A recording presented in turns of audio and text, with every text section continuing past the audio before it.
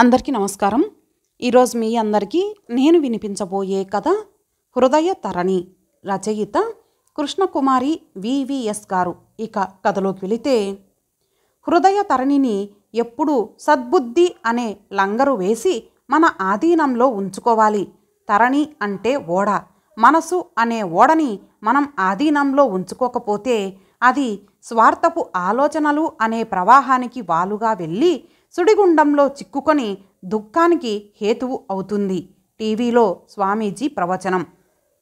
బాబులమ్మ, ఆ యమ్మ పోయి వారం దినాలయ్యింది. ఇంకా ఎంతకాలం ఇట్టా రేతిరనక పగలనక కూడు నీళ్లు కూడా మానేసి పడుంటావు? మంచం మీద నిస్త్రాణగా పడుకొని ఉన్న బాబులమ్మతో అన్నాడు నరసింహ. ఉలుకు లేదు, పలుకు లేదు. కాసేపు చూశాడు. ఏం చలనం లేదు మనిషిలో. అయినా నాకు తెల్వకడుగుతా, నిజంగా ఆ యమ్మ మీద ప్రేమనా, లేకపోతే నీ ఆదాయం పోయిందనా? సర్లే, ఈ 10 దినాల్లో నువ్వెంత అడిగినా ఆళ్ళిత్తార్లే అన్నాడు నరసింహ ఓదార్పుగా. కళ్ళు తెరిచి భర్త వైపు చూసింది. శివంగి లాంటి పెళ్ళం కళ్ళల్లో నీళ్లు చూసిన నరసింహ చెలించిపోయాడు. ఎప్పుడో 30 ఏండ్ల క్రితం పెళ్ళైన వెంటనే పుట్టింటి వాళ్ళని వదిలి తనతో వస్తున్నప్పుడు ఆమె ఏడ్చింది. మళ్ళీ ఇవాళ ఆమె కళ్ళల్లో నీళ్లు. బాబులా, ఏమైందే? లాలనగా అడిగాడు నరసింహ. మౌనమే సమాధానం. ఇక ఏం అడిగినా సమాధానం చెప్పదని అర్థమై అక్కడి నుంచి వెళ్ళిపోయాడు నరసింహ. నరసింహ మాటలు బాబులమ్మ గుండెల్లోకి దూసుకెళ్ళాయి. అతను అలా అనటంలో అర్థం ఉంది. తన బుద్ధి అట్టాంటిదే. కానీ ఇప్పుడు పోయిందెవరు? తన యజమానురాలా, సమ ఉజ్జీనా, శత్రువా, స్నేహితురాలా? ఏమవుతుంది తనకి? ఏమైనా గాని నీవైతే ఆమె చావు కోరుకున్నావు కదా? అంతరాత్మ నిలదీసింది. అమ్మగారు, మా కోడలు తన యజమానురాలికి చెప్పి అమ్మగారి కాళ్ళకి దన్నం పెట్టు అంది కలమ్మ కొత్త కోడలు బాబులమ్మతో. తల వంచుకొని వచ్చి ఉయ్యాల బల్లమీద కూర్చొని ఉన్న సుందరమ్మ కాళ్ళకి నమస్కారం చేసింది బాబులమ్మ. దీర్ఘ సుమంగళీ భవ అంటూ చేయి ఎత్తి ఆశీర్వదించింది. చక్కని చుక్కని కోడలిగా తెచ్చుకున్నావు కలమ్మ అంది సుందరమ్మ. చదువుకుంది కూడా మురిపెంగా కోడలి వైపు చూస్తూ చెప్పింది కలమ్మ. అవునా, ఏం చదివావు అడిగింది సుందరమ్మ. మా ఊరు గవర్నమెంట్ బల్లో చదివినాదమ్మా. ఆనాడే మా తమ్మునికి చెప్పిన, అరే మన సాకలోళ్ళు ఎంత చదివినా సాకిరేవు కాడికి పోవాల్సిందే అని. అక్క, అది నీ కోడలేగా, నీ ఇష్టం వచ్చినట్టు మలచుకో అన్నాడు. రేపటి నుంచి నాతోనే పనికి తెస్తా అంది కలమ్మ.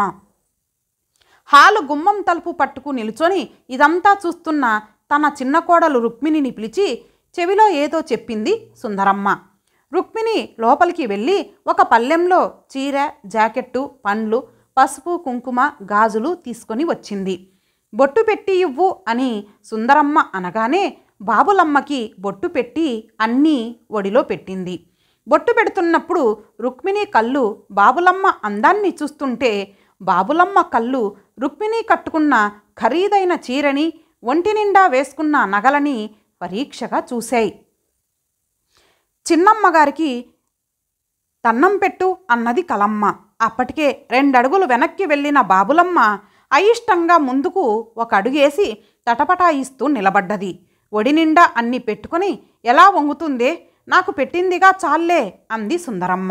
తన కాళ్ళకి దన్నం పెడితే తను కూడా అత్తగారిలాగా యజమానురాలి హోదాతో దర్పం ఒలకబోయవచ్చు అనుకున్న రుక్మిణికి చాలా నిరుత్సాహం కలిగింది. అంతేకాదు, బాబులమ్మ ముందు తనకి అవమానం జరిగినట్లు భావించి గిరుక్కున లోపలికి వెళ్ళిపోయింది. బాబులమ్మ మొహంలో చిన్న చిరునవ్వుని గుర్తించింది సుందరమ్మ. ఇంతకీ నీ పేరేంటి అడిగింది సుందరమ్మ. బాబులమ్మ అని చెప్పింది. మొత్తం 5 ఇళ్లల్లో పనిచేస్తుంది కలమ్మ. బట్టలు ఉతకటం, గిన్నెలు కడగటం చేస్తుంది.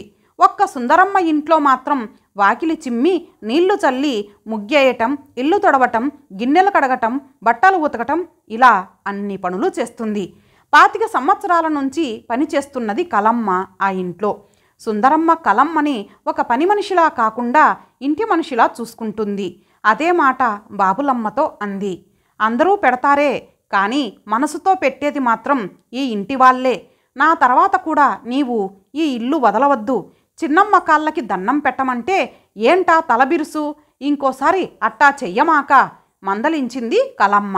అక్కడ సుందరమ్మ కూడా తన కోడలికి అదే చెప్పింది. ఇదివరకులాగా యజమాని పనివాళ్ళు అనే రోజులు పోతున్నాయి రుక్మిణి. వాళ్ళు మనకి మొక్కాలి అనుకోకూడదు. వాళ్ళ ఆత్మగౌరవం వాళ్ళకి ఉంటుంది అని హితబోధ చేసింది సుందరమ్మ. తన పిల్లలు స్కూలుకి వెళ్లే వయసు వచ్చేదాకా అత్తతో కలిసి అడపాదడపా పనికి వెళ్ళింది బాబులమ్మ. ఇప్పుడు తను ఒక్కతే అందరి ఇళ్లకు వెళుతున్నది. కలమ్మకి కూడా ఓపిక తగ్గిపోవడంతో ఇప్పుడు బాబులమ్మదే పెత్తనం. బాబులమ్మ తన అత్త పనిచేసిన ఇల్లే కాకుండా వేరే 5-6 ఇళ్లల్లో కూడా పనికి కుదిరింది. ఉదయం 5 గంటలకే లేచి పనికి బయలుదేరేది. ఒక్కొక్క ఇంట్లో అరగంట నుంచి గంటకి మించి ఎక్కువ సమయం కేటాయించదు. తను వచ్చేసరికి అంట్ల గిన్నెలు అన్నీ బయట సిద్ధంగా ఉంచాలి. ఇంటికి ఎవరైనా ఒకళ్ళిద్దరు చుట్టాలు వస్తే అదనంగా డబ్బులు ఇవ్వాలి. నెల కాగానే ఒక్కరోజు కూడా ఆలస్యం చేయకుండా జీతం ఇవ్వాలి. ముఖ్యంగా తన పనికి వంక పెట్టకూడదు. సాధారణంగా పని వాళ్ళకి ఇచ్చినట్లు మిగిలిపోయిన అన్నమో కూరో ఇస్తే తీసుకెళ్ళదు. అది అవమానంగా భావిస్తుంది.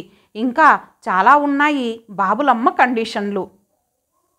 వీటన్నింటికీ తోడు 10వ తరగతి వరకు చదవటం వల్ల బాబులమ్మ వేషం భాష కూడా పోలిషుడుగా ఉంటాయి.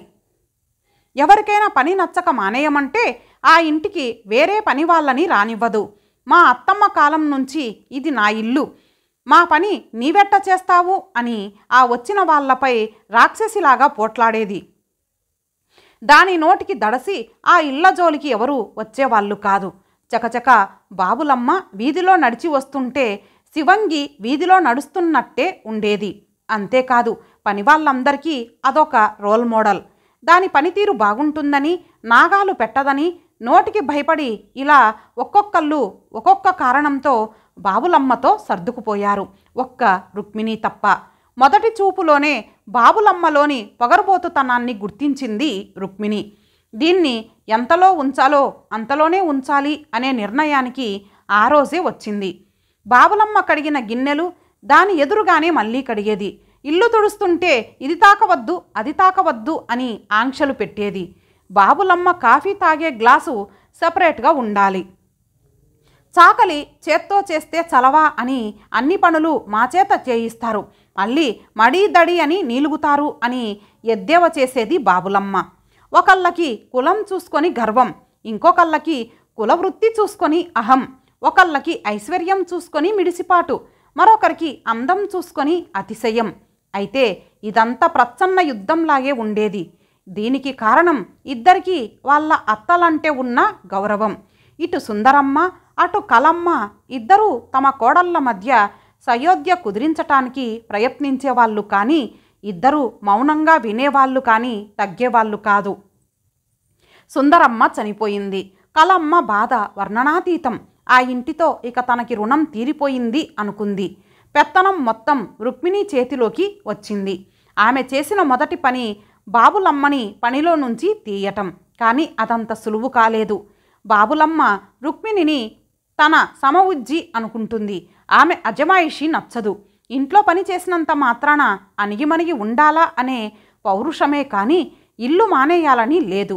ఆ ఇంట్లో పని వదులుకోవడం అంటే బంగారు గుడ్లు పెట్టే బాతుని వదులుకోవడమే. రుక్మిణి ధ్యేయం మాత్రం దాన్ని పనిలో నుంచి తీసివేయడం. అందుకే అది చేసే ప్రతి పనికి వంక పెట్టేది.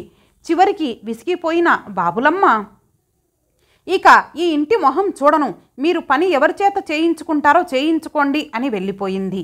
మా ఇంట్లో పని చేయటానికి క్యూలో నిలబడి ఉన్నారు, నీకు పౌరుషం ఉంటే వాళ్ళని చెడగొట్టొద్దు ఛాలెంజింగ్ అంది రుక్మిణి. ఆ రోజు నుండి 20 సంవత్సరాలు ఇద్దరు ఎడమొహం పెడమొహంగా గడిపారు. పొరపాటున ఒకరికొకరు ఎదురుపడ్డా మొహం తిప్పుకొని వెళ్ళిపోయేవాళ్ళు. కానీ ఒకరి విషయాలు మరొకరు సేకరిస్తూనే ఉండేవాళ్ళు. ఆఫ్టరాల్ ఒక పని మనిషి, దానితో నీకు ఇంత వైరం ఏమిటి, వద్దనుకున్నావు మాన్పించావు, ఇంకా దాని విషయాలు నీకెందుకు అని భర్త రుక్మిణిని మందలించేవాడు. మంచి ఇల్లు ఉత్త పుణ్యానికి వదులుకున్నావు కదే బాబులా అని కలమ్మ బతికి ఉన్నన్నాళ్ళు సనుగుతూనే ఉండేది. వడివడిగా నడుచుకుంటూ వెళుతున్న బాబులమ్మ పక్కనే ఆగింది ఒక కారు. కారుని గుర్తుపట్టింది. ఒక్క క్షణం నిలబడి పక్క నుంచి వెళ్ళటానికి ఉద్యుక్తమవుతున్న బాబులమ్మ కారులో నుంచి మెల్లిగా దిగుతూ తన వైపే చూస్తున్న రుక్మిణిని చూసి ఆగిపోయింది. కారు దిగి ముందుకు అడుగు వేయబోయిన రుక్మిణి చిన్న రాయి తట్టుకొని తూలింది. అసంకల్పితంగా బాబులమ్మ 2 అడుగుల్లో వచ్చి రుక్మిణి చేయి పట్టుకుంది. ఒక్క క్షణమే, వెంటనే మళ్ళీ వదిలేసి 1 అడుగు వెనక్కి వెళ్ళింది. బాగున్నావా బాబులమ్మ? చిరునవ్వుతో అడిగింది రుక్మిణి. బాగున్నా రుక్మిణమ్మ, మీరెట్లా ఉన్నారు? అడిగింది. బాగానే ఉన్నాం. మీ అత్త పోయిందటగా. నేను అప్పుడు అమెరికాలో ఉన్నాను సానుభూతిగా అంది రుక్మిణి. అవునమ్మా, రాత్రికి రాత్రే నిద్రలో పోయింది. పెద్ద వయసు కదా, మీకు పెద్ద ఆపరేషన్ అయిందటగా. రోడ్డు పక్కనే ఉన్న గానుగు చెట్టు నీడలో చేరారు ఇద్దరు. పావు గంటలో 20 సంవత్సరాల కబుర్లు చెప్పుకున్నారు, పరామర్శించుకున్నారు. ఇప్పుడు ఎవరిలోనూ ఈగో లేదు, ఎక్కువ తక్కువ అనే తేడా లేదు. ఇంకా ఇళ్లల్లో పనిచేస్తున్నావా? అడిగింది రుక్మిణి కారు వైపు నడుస్తూ. పని చేస్తున్నది అని రుక్మిణికి తెలుసు. చేస్తున్నానమ్మా, ఓపిక ఉంది, తిని కూచోటమెందుకు అని పనుంటే చెప్పమ్మా, వచ్చి చేస్తాను అంది. రుక్మిణి ఆంతర్యం గ్రహించి ఆ మాట అంది. రేపు ఒకసారి ఇంటికి రా అంటూ కారెక్కి వెళ్ళిపోయింది రుక్మిణి. ఆ మర్నాడే రుక్మిణి ఇంటికి వెళ్ళింది బాబులమ్మ. రుక్మిణి 2 పిల్లలు అమెరికాలో ఉంటారు. భర్త రిటైర్ అయ్యాడు. పెద్ద వయసు పొగర్ని తగ్గించింది. శారీరక బలం తగ్గటంతో అప్పటి అభిజాత్యం పోయింది. కాలానుగుణంగా సమాజంలో వస్తున్న మార్పుల్ని గ్రహించి దానికి అనుగుణంగా తనని మార్చుకుంది రుక్మిణి. బాబులమ్మ 3 పిల్లల పెళ్ళిళ్ళు అయినాయి. 2 ఆడపిల్లలకి మంచి సంబంధాలే చేసింది. కొడుకు కాలేజీలో ప్యూన్గా చేస్తాడు. పెళ్లి చేసుకొని వేరు కాపురం పెట్టాడు. నరసింహకి తాగి పడుకోవటం తప్ప పనేమీ లేదు. మొగుడిని పోషించాల్సిన బాధ్యత కూడా బాబులమ్మదే. ఒంట్లో సత్తువ ఉన్నా ఆదాయం తగ్గింది. ఎక్కడెక్కడి నుంచో వలస కూలీలు రావటంతో బాబులమ్మ మీద ఆధారపడే వాళ్ళు ఆ కాలనీలో లేరు. 2-3 ఇళ్ల కంటే ఎక్కువ లేవు. ఇప్పుడు రుక్మిణి కనబడగానే బాబులమ్మలో కొత్త ఆశ. 2-3 ఇళ్లతో పాటు ఈ పెద్ద ఇల్లు కూడా పట్టుకుంటే దిగులు ఉండదు. అవసరంలో ఉన్న ఆమె తను ఎంతడిగినా ఇస్తుంది. 20 ఏళ్ల తర్వాత తన ఇంటికి సాదరంగా ఆహ్వానించింది రుక్మిణి బాబులమ్మని. పని మనిషిగా కాదు, ఇంటి మనిషిగా. బాబులమ్మలో స్వార్థం ఉన్నా అది వృత్తికి సంబంధించినదే. ఉదయం 6 గంటలకు వస్తే పని చేస్తూ 8 దాకా రుక్మిణి దగ్గరే ఉండేది. ఇద్దరి మధ్య ఎన్నో కబుర్లు. ఒకరి కష్ట సుఖాలు మరొకరు వినేవాళ్ళు. ఇప్పుడు వాళ్ళిద్దరూ మంచి స్నేహితులు. రుక్మిణికి పెరాలసిస్ స్ట్రోక్ వచ్చింది. సకాలంలో హాస్పిటల్లో జాయిన్ చేయటంతో పెద్ద ప్రమాదం తప్పింది. కానీ సహాయం లేకుండా సొంత పనులు చేసుకోలేకుండా ఉంది. భర్త అన్ని పనులు చేయలేడు. పిల్లలు 2 అమెరికా నుంచి రాలేరు. ఇప్పుడు ఆమెకి అన్నీ బాబులమ్మే. అన్ని ఇల్లు మానుకొని రుక్మిణి ఇంటికే పరిమితం అయ్యింది. చంటి పిల్లలకి చేసినట్లు రుక్మిణికి సేవ చేసేది. అది చూసి రుక్మిణి కళ్ళలో నీళ్లు తిరిగేవి. నీ రుణం ఎలా తీర్చుకోవాలి అనేది. నేను ఊరికే చేయటం లేదుగా, జీతానికే చేస్తున్నా కదా రుక్మిణమ్మ అనేది. బాబులమ్మ అడగకపోయినా మాటల్లో ఆమె అవసరాలు కనిపెట్టి సహాయం చేస్తుండేది రుక్మిణమ్మ. బాబులమ్మ మనసులో లేదు. చిన్న కూతురు నిన్న ఫోన్ చేసింది. గర్భసంచి తీసేయాలి అని డాక్టర్లు చెబుతున్నారు.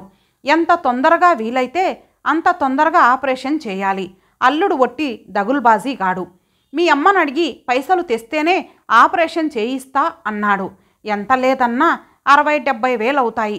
ఎక్కడ నుంచి తేవాలి? తన దగ్గర ఉన్న డబ్బులు పైసా కలిపినా 25,000 కంటే ఎక్కువ లేవు. ఇదే ఒకప్పుడైతే అమ్మగారిని అడిగేది. నెల నుంచి ఆమె పరిస్థితి ఏం బాగాలేదు.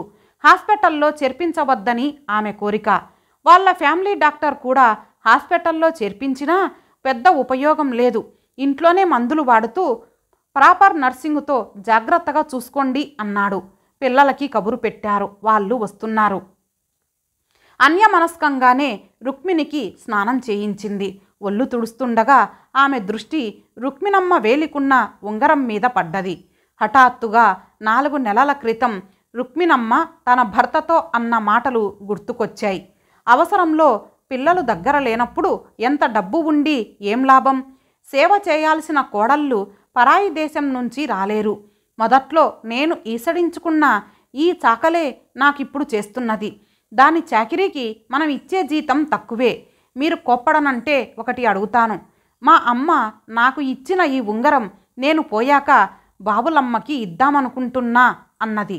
అప్పుడే లోపలికి వస్తున్న బాబులమ్మ చెవిన పడ్డాయి ఈ మాటలు. అంతటితో ఊరుకోకుండా రుక్మిణి భర్త దగ్గర మాట తీసుకుంది. అమ్మగారి పరిస్థితి చూస్తే ఇవాళో రేపో అనేట్టు ఉంది. ఉంగరం అమ్మితే ఎంత లేదన్నా 25,000 వస్తాయి. ఆపై 10 రోజులకి 20,000 అడగొచ్చు. కూతురి అవసరం తీరుతుంది కదా. ఇన్నాళ్ళు నిష్కల్మషంగా ఉన్న మనసులో అవసరం స్వార్థపు ఆలోచనల్ని రేపింది. హృదయ తరణి స్వార్థపు ప్రవాహానికి వాలుగా వెళ్ళిపోయింది. ఇంటికి వెళుతూనే కూతురితో 2 వారాల్లో పైసలు సర్దుతానని చెప్పు మీ ఆయనకి అని చెప్పింది. యాడకెళ్ళి తెస్తావే 70,000 అంటే మాటలా? ఇక బాబులమ్మ చూపులన్నీ రుక్మిణమ్మ మీదనే. పనిచేసి ఇంటికి వచ్చినా ఎప్పుడు కబురు వస్తుందా అనే బలమైన కోరిక ఫలితమేమో 3 రోజుల తర్వాత రుక్మిణి ఈ లోకాన్ని వదిలి వెళ్ళిపోయింది. నిర్జీవంగా ఉన్న రుక్మిణిని చూసి బాబులమ్మ గుండెలవిసేలా ఏడ్చింది. అందులో నటన లేదు, స్వార్థం లేదు, అంతర్మదనం ఉంది.